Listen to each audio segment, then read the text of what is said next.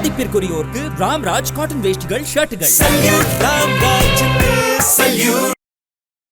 தமிழ்ல நடத்துறோம் அப்படின்னு சொல்றதே பாத்தீங்கன்னா ஒரு கபட நாடகம். எப்படி பண்றாங்க அப்படின்னா,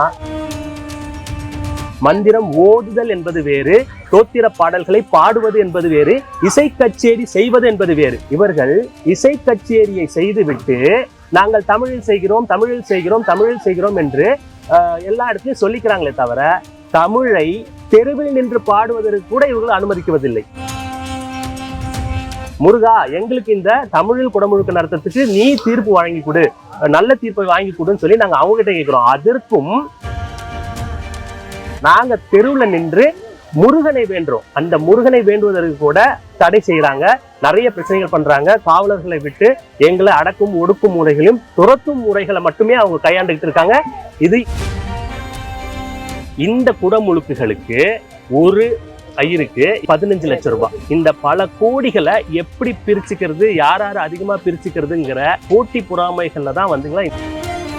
இப்போ முழுமையாக தமிழில் குடமுழுக்கு அப்படின்னா அதுல என்னென்ன இருக்கணும்? யாககுண்டத்துல தமிழ் மந்திரங்களை ஓதி கருவறைக்கும் கோபுரத்துக்கு கொண்டு போய் அங்க ஊத்துறதும் அப்படிங்கறதா எங்களோட.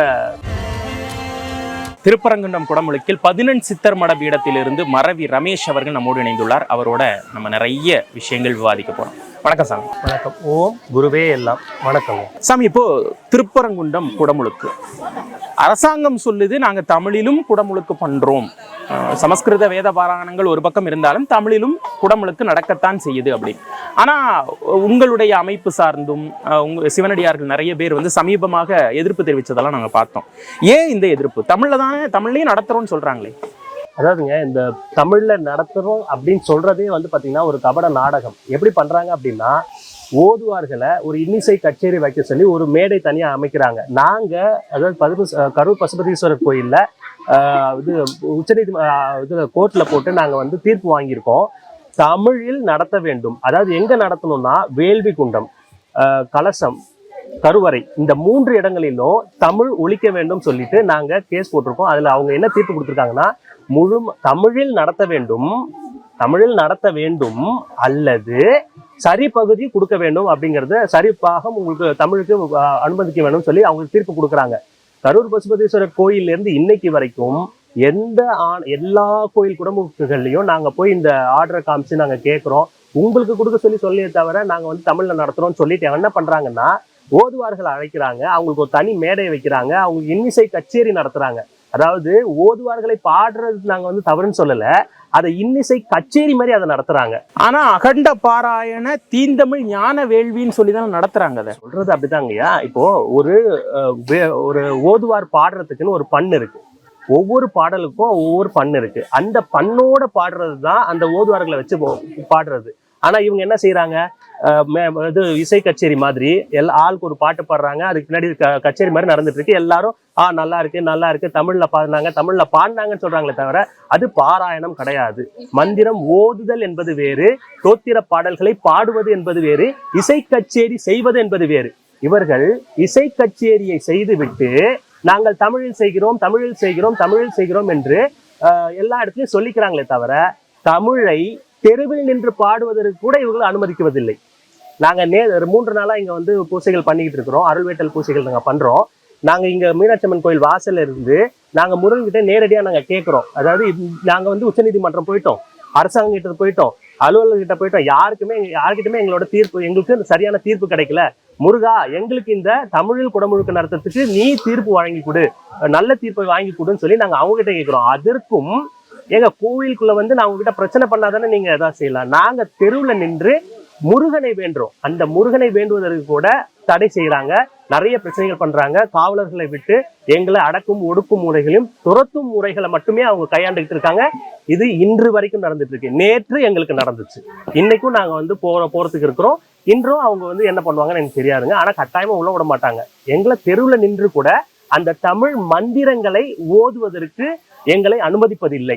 இது எப்படி அவர் சேகர் பாபு சொல்றாரு, தமிழ்ல நடத்த வச்சிட்டோம். மைக்கில் பாடிட்டா தமிழ்ல, அதாவது மைக்கில் இசை கச்சேரி நடத்திட்டா அது எப்படி தமிழ் மந்திரங்கள் ஓதுனதாகும்? நாங்க கோர்ட்ல தெளிவா வாங்கியிருக்கிறோம். யாக குண்டம், கலசம், கருவறைகளில் தமிழில் முழுமையாக செய்ய வேண்டும் நாங்க கேட்கிறோம். அட்லீஸ்ட் நீங்க முழுமையா செய்யலைனாலும் ஒரு 50% கொடுங்கன்னு நாங்க கேட்கிறோம். கோர்ட்டு தீர்ப்பு இருக்கு, அதை நிறைவேற்ற மாட்டேங்கிறாங்க.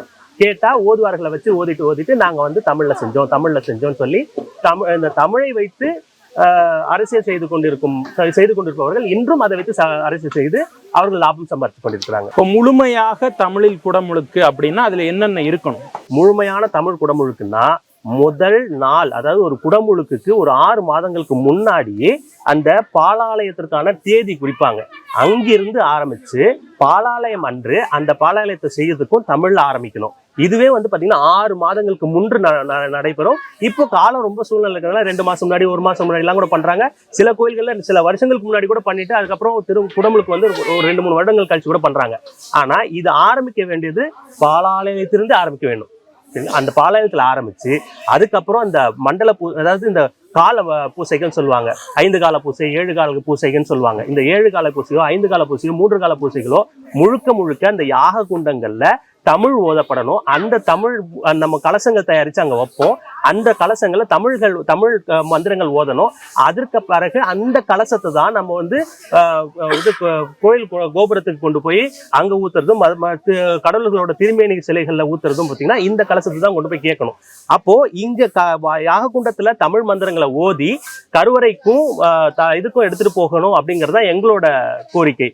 ஆனா தெருவில் நின்று மந்திரங்களை ஓதுவதற்கு எங்களுக்கு அனுமதி கிடையாது. ஓதுவார்களுக்கு ஒலிபெருக்கியை மட்டும் கொடுத்து அவங்கள பாட வச்சுட்டு தமிழ்ல பண்ணிட்டேன்னு சொல்லலாம். இப்போ நீங்க கடந்த குடமுழுக்குகள்லாம் எடுத்து பாருங்களேன், இது கலசத்துல யார் இருக்கா? ஒண்ணு பிற மன்னினர்களான பிராமணர்கள் இருப்பாங்க, அப்புறம் அரசு அதிகாரிகள், அப்புறம் வந்து அரசு துறை அமைச்சர்கள், அந்த வட்டாரத்துல இருக்கிற அமைச்சர்கள் இருப்பாங்க. அவங்களும் பாத்தீங்கன்னா இந்த கலசத்தை தொடுறது யார் தொடுவாங்கன்னு பாத்தீங்கன்னா இந்த பிற மன்னினர்களான பிராமணர்கள் தான் அந்த தண்ணி ஊத்துவாங்களே தவிர இந்த அரசு துறை அமைச்சர்களையும் தொட விடுறது கிடையாது. இது பல இடங்கள்ல நடந்துகிட்டு இருக்கு. இப்ப கூட நம்ம இவங்க செல்வ பெருந்தகை அவர்களுக்கு ஒரு சில சம்பவங்கள் நடந்ததாக நாங்க கேள்விப்படுறோம். அது என்னன்னு முழுமையா எங்களுக்கு தெரியல. பட் ஒரு அரசு அதிகாரியே இந்த நிலைமை கொண்டு வராங்க. இப்ப திருச்செந்தூர் கோவில்ல நீங்க பாத்தீங்கன்னா அறநிலைத்துறை அமைச்சர் சேகர்பாபு அவர்களுக்கே சில நெருக்கடிகளை உண்டாக்குனதாக நாங்க கேள்விப்படுறோம். அதுக்குண்டான காணொலிகள் நீங்க நிறைய வலைதளங்களை பார்த்திருக்கலாம். இப்போ அரசு துறை அமைச்சரையும் நீங்க உள்ள சேர்க்க மாட்டீங்க, அரசு அதிகாரிகளையும் நீங்க தொட விட மாட்டீங்க, தமிழர்களையும் தொட மாட்டீங்கன்னா. ஆனா தமிழ்நாட்டுல தமிழர்களும் தமிழ் சார்ந்த ஓதுவார்களையோ இல்ல தமிழ் சார்ந்த மந்திரம் ஓதுபவர்களையோ வேள்வியார்களையோ குடமுழுக்கார்களையோ நீங்க தொட விட மாட்டீங்க. எங்க தமிழ்நாட்டுல ஆண்டுட்டு இருக்கிற அமைச்சர்களையும் நீங்க தொட விட மாட்டீங்க, அதிகாரிகளையும் தொட மாட்டாங்க. யார்? அப்போ இது எவ்வளவு பெரிய தீண்டாமை ஒளிஞ்சு. நான் ஸ்கூல்ல படிக்கும் போதெல்லாம் வந்து பாத்தீங்கன்னா தீண்டாமை என்பது பெருங்குற்றம் அப்படின்னு 3 இது போடுவாங்க.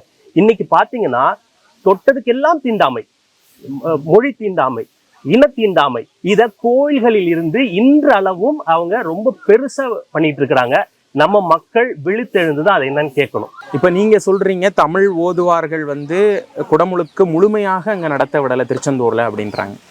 அதே நேரத்துல அங்க ஏற்கனவே திருச்செந்தூர்ல காலங்காலமா பூஜை பண்ணிட்டு இருக்காங்க இல்லையா, அவங்க என்ன சொல்றாங்க, எங்களை முழுமையா பங்கெடுக்க விடல, கேரளால இருந்து தாந்திரிக் முறையில தந்திரிகள் தான் வந்து கும்பாபிஷேகம் நடத்தி கொடுத்துட்டு போயிருக்காங்க அப்படின்னு அவங்க சைட்ல ஒரு அதிருப்தியை தெரிவிக்கிறாங்க. இது எதை நோக்கி போகுது? எல்லாரும் சைட்லயும் ஒரு அதிருப்தி இருக்குல்ல.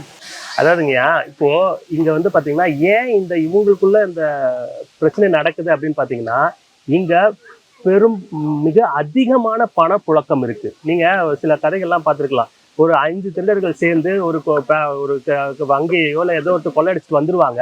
அந்த கொள்ளையடிச்சுட்டு வந்த பணத்தை பங்கிடுவதில் தான் பெரும்பாலான பிரச்சனைகள் நடக்கும். நீங்க கவனிச்சிருக்கலாம். பெரும்பாலான பிரச்சனை எங்க இருக்கும்னா அவங்களோட ஒற்றுமை எங்க இருக்கும்னா அந்த திருட்டுத்தனத்தை செய்யற வரைக்கும் நல்லா இருக்கும். அது கையில கிடைச்ச அந்த பணத்தை அவங்க பிரிச்சுக்கிறதுல ஏற்படுற பிரச்சனைகள்ல தான் அவங்க பெரும்பாலான நேரங்களை வெளியே மாட்டுவாங்க. அவங்களுக்குள்ளேயே அடிச்சுக்கிட்டு பிரச்சனைகள் வரும். இது வந்து கொலை, அப்புறம் வந்து இரட்டை கொலை அப்படின்ற மாதிரியான சூழ்நிலைகள்லாம் போகும். இதே சூழ்நிலையில தான் இவங்க எல்லாருமே வந்து பாத்தீங்கன்னா அந்தந்த ஊர்கள்ல அங்கங்க ஒவ்வொருத்தரும் ஆளுமை பண்ணிக்கிட்டு இருக்கிறாங்க. இந்த ஆளுமையை ஒரு குழு வந்து பாத்தீங்கன்னா எல்லா இடத்துக்கும் கொண்டு போகணும்னு நினைக்குது. தமிழ்நாட்டுல இருக்கிற அந்த ஆட்சி அதிகாரத்தை வைத்து பலத்தை வைத்து கொண்டு போகணும்னு நினைக்குது. காலகாலமா அங்க ஒரு குழு வந்து பாத்தீங்கன்னா அங்க ஆட்சி செஞ்சுட்டு இருக்கிறாங்க. இவங்க அதை முறியடிக்கணும்னு நினைக்கிறாங்க. இதுக்கு நடுவுல இந்த பிரச்சனையே எதுக்கு நடக்குதுன்னு பாத்தீங்கன்னா இங்க பயங்கரமான பணப்புழக்கம் இருக்கு. ஐயா, இப்போ உங்க வீட்டுல ஒரு பால் காய்ப்பு விழா இருக்குன்னு வச்சுக்கோங்களேன். ஒரு தமிழ் ஓதுவார் வராரு, இல்லைன்னா தமிழை வச்சு ஓதுறவங்க நீங்க கேக்குறீங்க, எவ்வளவு நீங்க பணம் கொடுப்பீங்க? எவ்வளவு கேட்டா கரெக்டா இருக்கும் நீங்க நினைக்கிறீங்க? ஒரு 5000, ஒரு 10,000, சரிங்களா? ஆனா இந்த குடமுழுக்குகளுக்கு ஒரு ஐயருக்கு எவ்வளவு பணம் தெரியுங்களா? 15 லட்சம் ரூபாய். யாரோட பணம்? இப்போ 100-150 பேருக்கு மேல வர்றாங்க. நீங்க கவனிச்சிருக்கலாம், ஒவ்வொரு குடமுழுக்குக்கும் 100-150 பேருக்கு மேல வர்றாங்க. இதுல பல கோடிகள் புழங்குது. இந்த பல கோடிகளை எப்படி பிரிச்சுக்கிறது, யார் அதிகமா பிரிச்சுக்கிறதுங்கிற போட்டி பொறாமைகள்ல தான் இந்த பிரச்சனைகள்லாம் வந்திருக்கு. இதுதான் நாங்க பார்த்திருக்கிறது. இதுக்கும் மேல இன்னும் பெரிய பெரிய பணப்புழக்கங்கள் இருக்கு. எல்லா கோயில்களையும் இருக்கிற டெபாசிட் பணம்ன்ற பெருமா கோடி பணங்கள் இந்த மாதிரி நான் செலவு பண்ணேன்னு சொல்லி கரைச்சிட்டதாக எங்களுக்கு சில தகவல் வந்துட்டு இருக்கு. அதை நாங்க உறுதிப்படுத்திக்கிட்டு இருக்கிறோம். எங்களுக்கு உறுதிப்படுத்தினோன்னா கட்டாயமா நான் உங்களுக்கு காணொலியில் கொடுக்குறோம். இப்ப தமிழில் குடமுழுக்கு முக்கியமா நம்ம மற்ற கோயில்கள் இல்லாட்டியும் தமிழ் கடவுள் முருகனுக்கு, அதாவது பாட்டுல கூட இருக்கு இல்லையா, தமிழ் கடவுள் முருகனுக்கு வேற்றுமொழியில் அர்ச்சனை எதுக்குன்னு. அந்த மாதிரி இப்போ ஒரு தீர்வை நோக்கி போகணும்ல, ஒரு சண்டை சச்சரவு எதுவும் இல்லாம ஒரு தீர்வை நோக்கி, அதுவும் தெய்வ காரியம் அப்படிங்கிறப்போ ஒரு தீர்வுன்னா நீங்க ஏதாவது ஒரு தீர்வு வச்சிருக்கீங்களா? ஆமா, 15 சித்தர் மடம் பீடத்தின் கீழ் இயங்கும் இந்துவேத மறுமலர்ச்சி இயக்கம் 2 வகையான தீர்வுகளை உங்களுக்கு கொடுக்குது. முதல்ல, இந்த சமுதாயத்தை கொஞ்ச காலங்களுக்கு முன்னாடி மிகப்பெரிய அளவுல சீர்திருத்தம் செய்த பெரியார், அவர் பாத்தீங்கன்னா ஒரு ஆன்மீகவாதி கிடையாது. ஆனா அவரு கோவில் நுழைவு போராட்டம் இப்போ எங்க இருந்துச்சு, அந்த பிற மன்னினர்களுக்கும் இவருக்கும், அதாவது பிற மன்னினர்கள் இவங்கள ரொம்ப கம்மியான ரொம்ப கீழ்த்தனமா நடத்துனதுனால அவர் பொங்கி எழுந்து அவர் போராட்டங்களை முன்னெடுக்கிறாரு. அவர் தொடர்ச்சியா நிறைய போராட்டங்களை முன்னெடுத்து நீ கடவுள் என்ன சூத்திரன்னு சொன்னா எனக்கு அந்த கடவுள் வேணான்னு சொல்றாரு. ஆனா அவர் கடவுள் மறுப்பாளர் கிடையாது. நீ உள்ள கடவுள் இருக்குன்னு சொன்னீங்கன்னா, நீ இருக்கலாம், நான் இருக்கக்கூடாதுன்னு சொன்னீங்கன்னா கட்டாயம் நான் உள்ள வருவேன் அப்படின்னு கோயில் நுழைவு போராட்டங்கள் நடத்துறாரு. அவரோட இன்னைக்கு தமிழக மக்கள் புரிஞ்சுக்கணும். இன்னைக்கும் திருச்செந்தூர் போனீங்கன்னா அங்க ஒரு செவத்துல ஒரு ஓட்டை இருக்கும். அந்த ஓட்டை வழியா தான் நம்ம முருகனை பார்க்க முடியும். இது தீண்டாமையின் ஒரு அடையாளம் இன்னைக்கும் இருக்கு. அந்த காலத்துல, பெரியார் அந்த காலத்துல எல்லா கோயில்களுக்குமே, எந்த கோயில்களுக்குமே நம்மளால போக முடியாது. வெளியில இருந்து தான் நம்ம சாமி கும்பிட்டு இருந்தோம். பெரியார் தான் பாத்தீங்கன்னா சமத்துவத்தை போதித்தார்.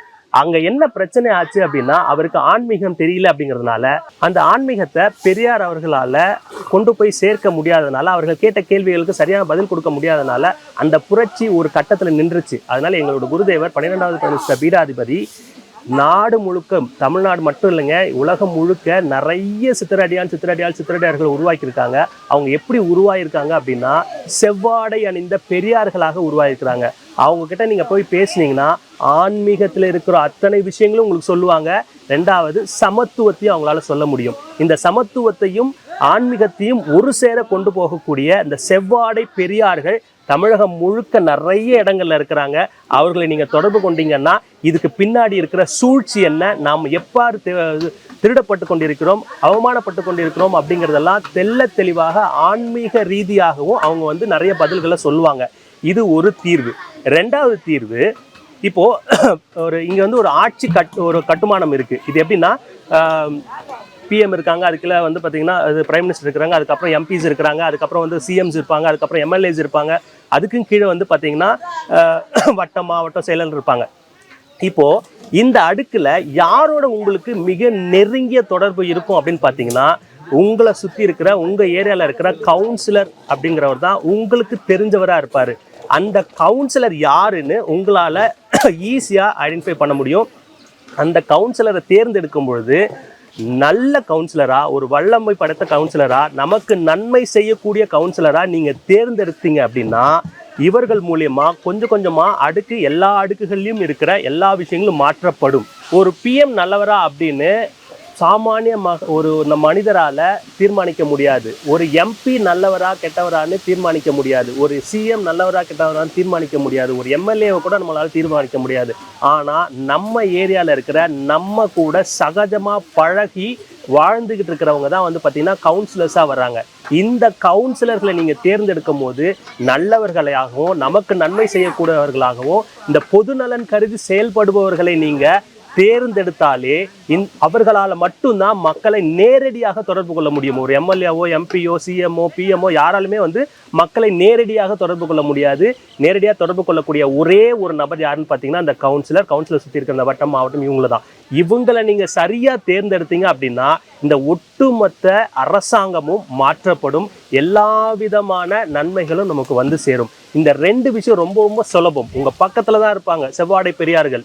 நிறைய செவ்வாடை பெரியார்கள் இருப்பாங்க. சின்ன குழப்பம் என்னன்னா, நம்ம இது மேல்மருவத்தூர் அந்த கோயில் சாமி கும்பிட்றவங்களும் வந்து பார்த்தீங்கன்னா செவ்வாடை தான் அணுவாங்க. ஆனால் எங்களது பார்த்தீங்கன்னா சித்தர் கருவூரார் அவர்களுடைய குருவழி வாரிசுகள். நாங்கள் செவ்வாடை பெரியார்களாக தத்துவம் பேசக்கூடியவர்களாக, ஆன்மீகம் பேசக்கூடியவர்களாக, சமத்துவத்தை பேசக்கூடியவர்களாக எங்கள் குருதேவர் நாடு முழுவதும் வளர்த்தி வச்சிருக்கிறார். அவங்க கிட்ட போனீங்கன்னா சரியான தீர்வு உங்களுக்கு கிடைக்கும். 1. 2வது, நீங்கள் தேர்ந்தெடுக்கக்கூடிய நபர் உங்கள் மனசாட்சிக்கு நல்லவராக, வல்லவராக, நமக்கு நன்மை செய்பவராக இருந்தால் இந்த மாற்றம் கட்டாயம் நடைபெறும். இந்த 2ஐயும் எல்லா சாமானிய மக்களும் செய்ய முடியும். இதை நீங்க செஞ்சிட்டீங்க அப்படின்னா உலகத்திலேயே அருளாட்சி அமைக்கிறது மிக சுலபமாக அமையும். நிறைய விஷயங்கள் பகிர்ந்துக்கிட்டீங்க சாமி. குடமுழுக்கை ஒட்டி அது தமிழில் குடமுழுக்கு அப்படிங்கிற உங்களுடைய கோரிக்கை இன்றல்ல ஏதோ ஒரு நாள் கண்டிப்பாக நிறைவேறும் அப்படிங்கிற நம்பிக்கையை இப்போ எங்களால் கொடுக்க முடியுது. உங்களுடைய நேரத்திற்கும் கருத்திற்கும் ரொம்ப நன்றி. கட்டாயம் தமிழில் குடமுழுக்குகள் நடத்துவதற்கும் வேள்விகள் நடத்துவதற்கும் நாங்கள் போராட்டம் செய்து கொண்டிருக்கிறோம். நாங்கள் மக்களை பார்த்து கேட்கக்கூடிய ஒரே ஒரு விஷயம், உங்கள் இல்லங்களில் பிறக்கும் குழந்தைகளுக்கு தமிழ் மொழியில் பெயர் வையுங்கள். உங்கள் இல்லத்தில் நடைபெறும் நிகழ்ச்சிகளை தமிழ் மொழியில் செய்யுங்கள். தமிழ் ஆள் வச்சு செய்ய முடியாது, நீங்க செய்யுங்க. என் தாத்தா பாட்டி என்னோட குலதெய்வம் குடும்பாண்டவர்களை நீங்க கூப்பிட்டீங்கன்னா அவங்க வந்துருவாங்க. ஒரு கற்பனை வச்சிங்கன்னா வந்துருவாங்க. இதுக்கு வேற்று மொழியாளர்கள் தேவை கிடையாது, நீங்களே செய்யலாம். பணம் படைத்தவர்கள் கொஞ்சம் தமிழர்களை கொஞ்சம் உள்ள கொண்டு வந்து செய்ய பாருங்க.